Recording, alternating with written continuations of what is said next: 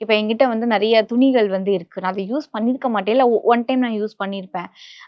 So இல்லாத ஒருத்தவங்களுக்கு வந்து என்னோட ட்ரெஸ்ஸ வந்து நான் குடுக்குறேன் அப்படிங்கிறதுனாலோ, இல்ல நான் இன்னொருத்தவங்க கிட்ட அந்த ட்ரெஸ்ஸ வாங்கி நான் போடுறேன் அப்படிங்கிறதுனால, என்ன மாதிரியான பிரச்சனைகள் ஆன்மீக ரீதியா வரும்? அத பத்தி விளக்கமா சொல்லுங்க. நல்ல விஷயம். நல்ல ஒரு கேள்வி. அதாவது ட்ரெஸ்ஸு, ஆடை அப்படின்ற போது நம்மளுக்கு ஞாபகம் வர வேண்டியது யார்? திரௌபதி தான்.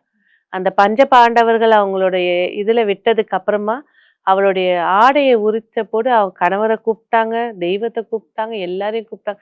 கடைசியா கண்ணா, கிருஷ்ணான்னன உடனே ஆடை வந்து மானத்த காப்பாத்துச்சு. மானத்த காப்பாத்தக்கூடியது தான் ஆடை. இத வந்து பாத்தீங்கன்னாக்கா, இதுல 3 செட் இருக்கு. ஃபர்ஸ்ட் செட் வந்து பாத்தீங்கன்னா, அம்மா கிட்ட இருக்க புடவை, இந்த புடவை வாங்கிடலாமா? அந்த புடவை வாங்கிடலாமா? அத வாங்கிடலாம். அது தாய் வழி சொந்தம். அவங்க ஜீன் நம்ம உடம்புல இருக்கு. தாராளமா வாங்கி கட்டிக்கலாம்.